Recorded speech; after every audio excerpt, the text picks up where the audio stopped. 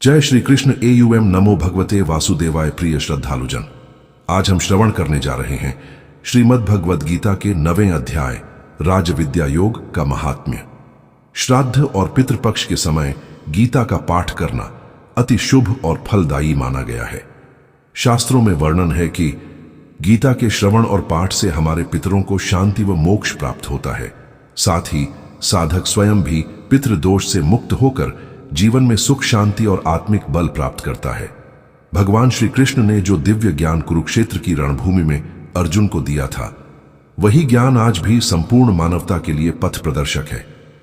पितृपक्ष के अवसर पर यदि श्रीमद् भगवद गीता का संपूर्ण पाठ किया जाए तो यह सर्वोत्तम माना गया है। परंतु यदि संपूर्ण पाठ संभव न हो तो विशेष रूप से 7वें और 9वें अध्याय का श्रवण अवश्य करना चाहिए। यह अध्याय पितरों की शांति, उनके आशीर्वाद और उनकी मुक्ति का मार्ग प्रशस्त करता है।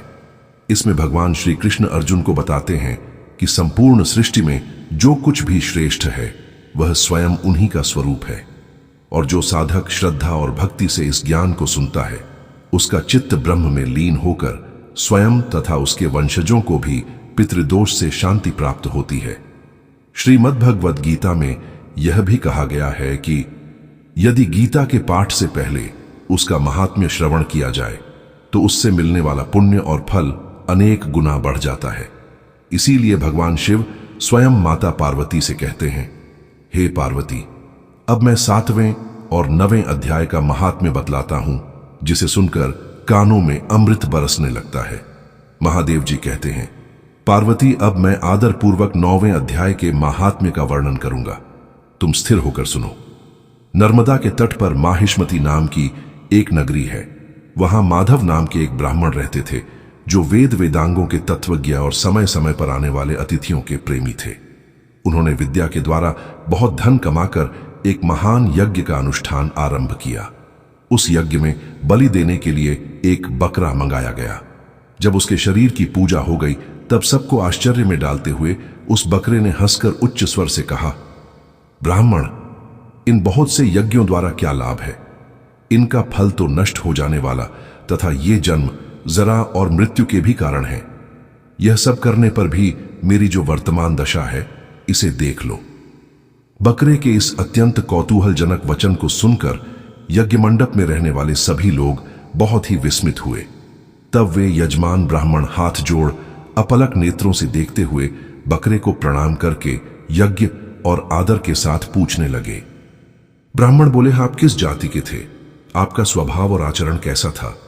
तथा जिस कर्म से आपको बकरे की योनि प्राप्त हुई, यह सब मुझे बताइए। बकरा बोला, ब्राह्मण, मैं पूर्व जन्म में ब्राह्मणों के अत्यंत निर्मल कुल में उत्पन्न हुआ था। समस्त यज्ञों का अनुष्ठान करने वाला और वेद विद्या में प्रवीण था। एक दिन मेरी स्त्री ने भगवती दुर्गा की भक्ति से विनम्र होकर अपने बालक के रोग की शांति के लिए बलि देने के निमित्त मुझसे एक बकरा मांगा। तत्पश्चात जब चंडिका के मंदिर में वह बकरा मारा जाने लगा, उस समय उसकी माता ने मुझे शाप दिया, ओ ब्राह्मणों में नीच पापी, तू मेरे बच्चे का वध करना चाहता है, इसलिए तू भी बकरे की योनि में जन्म लेगा।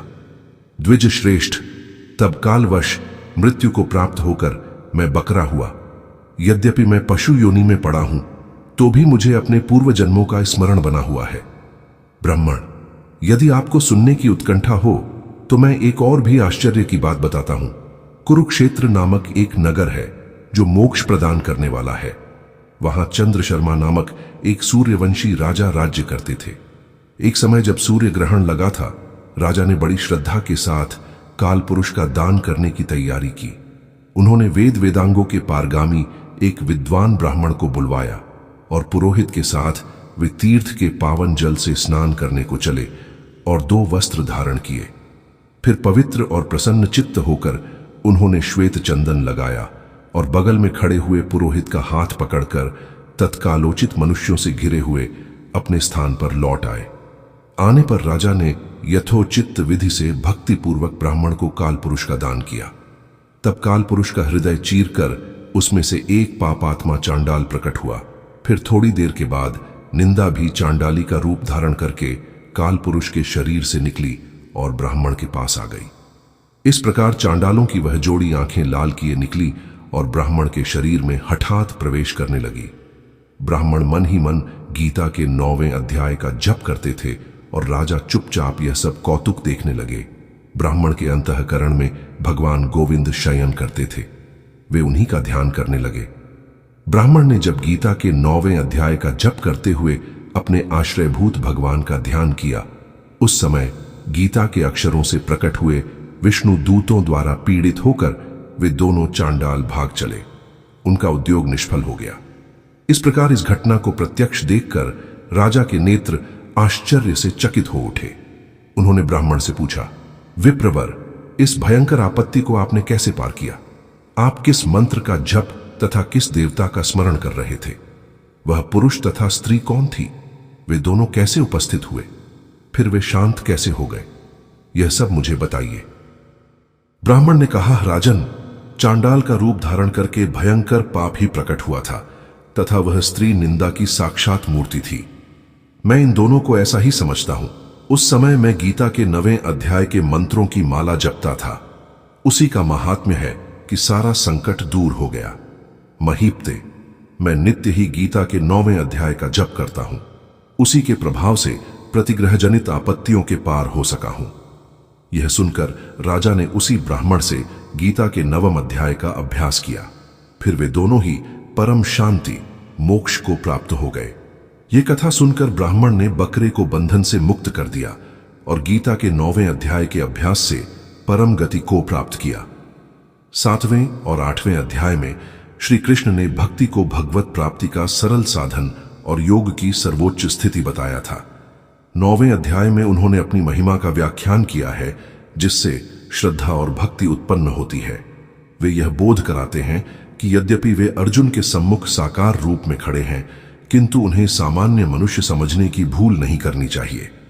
वे स्पष्ट कहते हैं कि वे समस्त प्राकृतिक शक्तियों के अध्यक्ष हैं और सृष्टि के आरंभ में अनगिनत जीवों को उत्पन्न करते हैं और प्रलय के समय वापस उन्हें अपने में विलीन कर लेते हैं तथा सृष्टि के अगले चक्र में उन्हें पुनः प्रकट करते हैं। जिस प्रकार से शक्तिशाली वायु सभी स्थानों पर प्रवाहित होती है और सदैव आकाश में स्थित रहती है, उसी प्रकार से सभी जीव भगवान में निवास करते हैं। फिर भी वे अपनी योग माया शक्ति द्वारा तटस्थ बने रहकर इन सभी गतिविधियों से विरक्त रहते हैं। केवल भगवान ही आराधना का एकमात्र लक्ष्य है। इसे स्पष्ट करते हुए भगवान श्री कृष्ण देवी देवताओं की पूजा के मिथ्या भ्रम का समाधान करते हैं। भगवान सभी प्राणियों के लक्ष्य, सहायक, शरणदाता और सच्चे मित्र हैं। जिन मनुष्यों की रुचि वैदिक कर्मकांडों का पालन करने में होती है, वे स्वर्गलोक प्राप्त करते हैं, किंतु जब उनके पुण्य कर्म क्षीण हो जाते हैं, तब उन्हें लौटकर पुनः पृथ्वी लोक में आना पड़ता है। लेकिन जो परम प्रभु की भक्ति में तल्लीन रहते हैं, वे उनके परम धाम में जाते हैं। इसलिए श्री कृष्ण उनके प्रति की जाने वाली विशुद्ध भक्ति को सर्वोत्तम बताते हुए उसकी प्रशंसा करते हैं। ऐसी भक्ति में लीन होकर जो कुछ हमारे पास है, वह सब भगवान को समर्पित करते हुए हमें भगवान की इच्छा के साथ पूर्ण रूप से एकनिष्ठ होकर जीवन यापन करना चाहिए। ऐसी शुद्ध भक्ति पाकर हम कर्म के बंधनों से मुक्त रहेंगे और भगवान का प्रेम प्राप्त करने के लक्ष्य को पा सकेंगे। आगे श्री कृष्ण दृढ़तापूर्वक कहते हैं कि वे न तो किसी का पक्ष लेते हैं और न ही किसी की उपेक्षा करते हैं। वह सभी प्राणियों के प्रति निष्पक्ष रहते हैं। यहां तक कि अधम पापी भी यदि उनकी शरण में आते हैं, तब भी वे प्रसन्नता से उनको अपनाते हैं और उन्हें शीघ्र सद्गुणी बनाकर पवित्र कर देते हैं। वे वचन देते हैं कि उनके भक्त का कभी पतन नहीं हो सकता।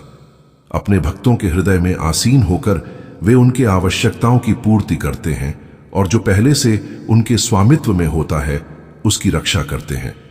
इसलिए हमें सदैव उनका ही चिंतन और आराधना करनी चाहिए तथा मन और शरीर को पूर्णतया उनके प्रति समर्पित कर उन्हें अपना परम लक्ष्य बनाना चाहिए।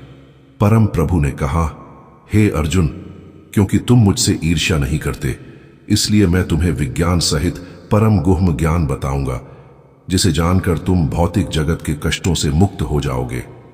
प्रारंभ में ही श्री कृष्ण उनके उपदेशों को सुनने की पात्रता के संबंध में बताते हैं।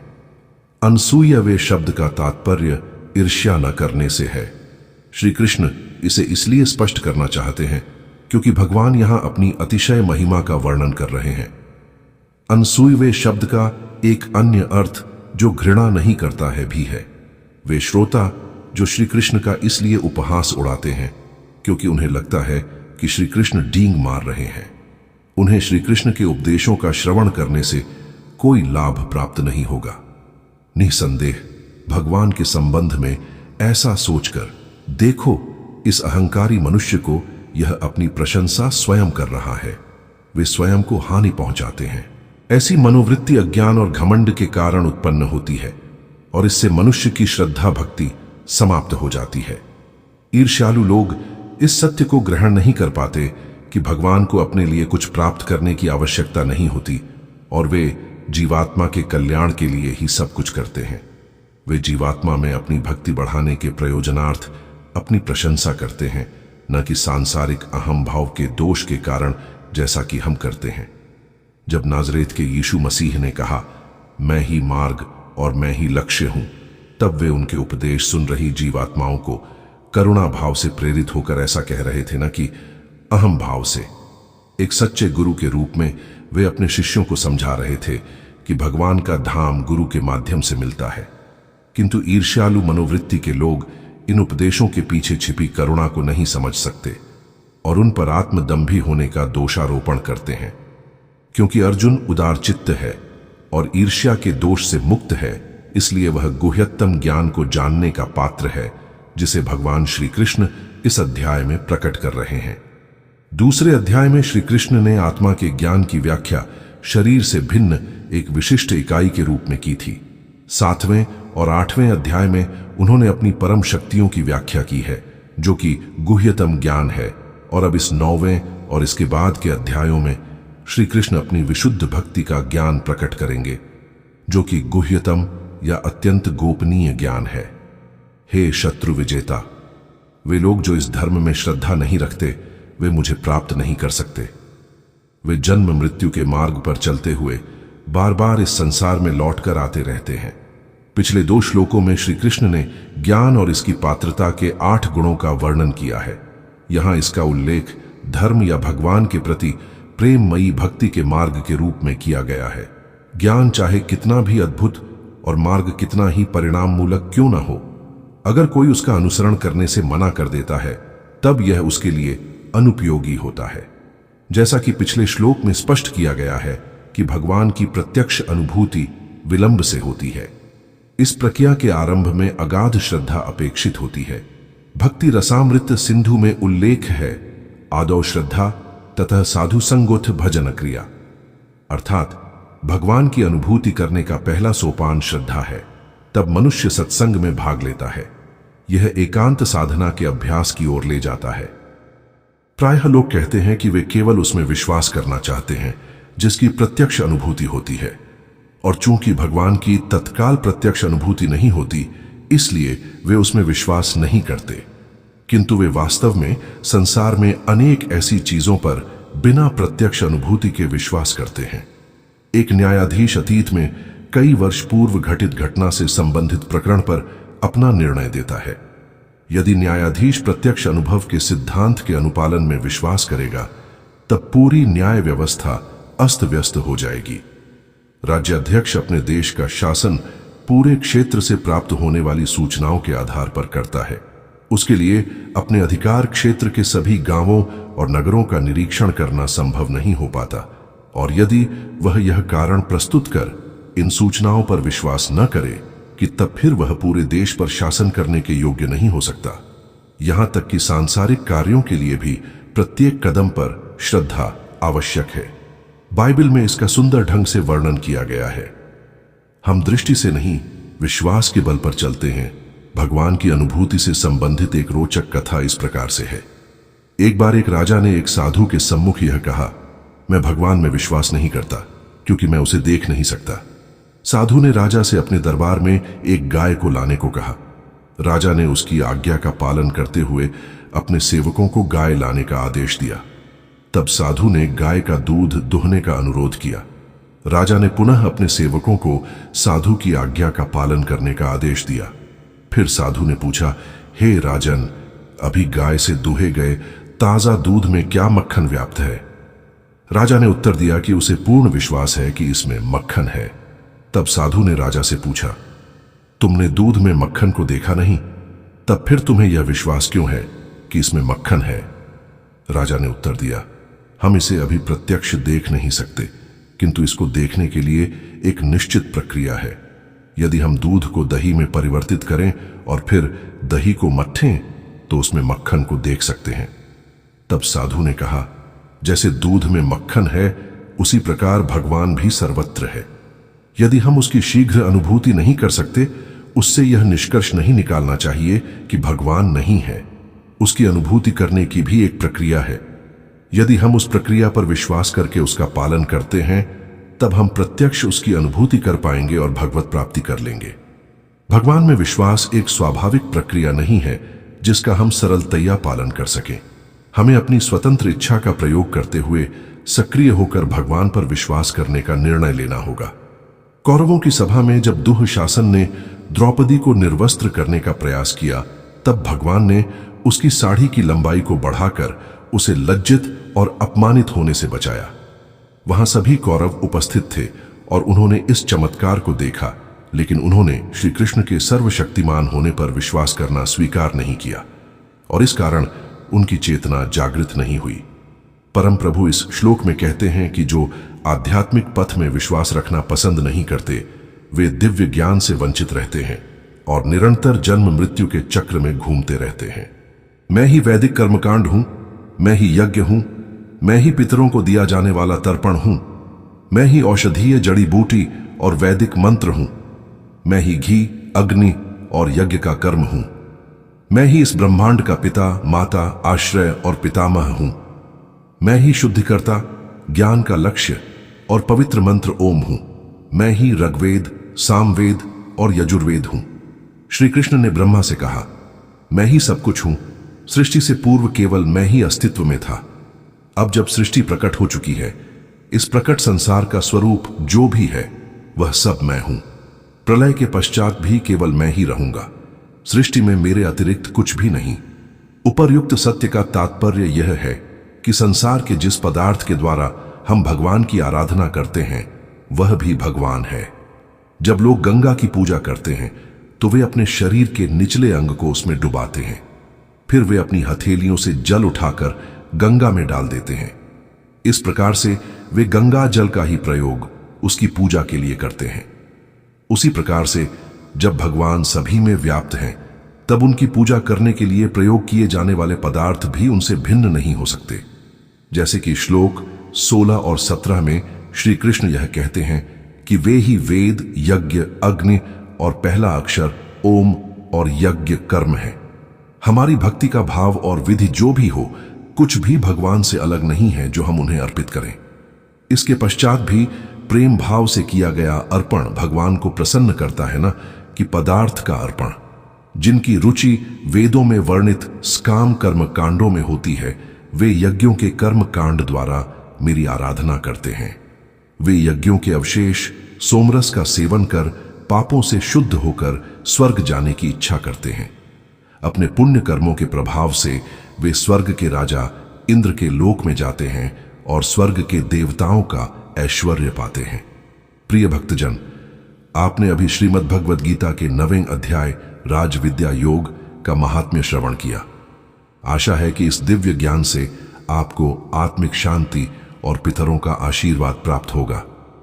पितृपक्ष के इस पावन समय में गीता श्रवण से पितृदोष का शमन होता है और जीवन में पुण्य, शांति और सुख की वृद्धि होती है।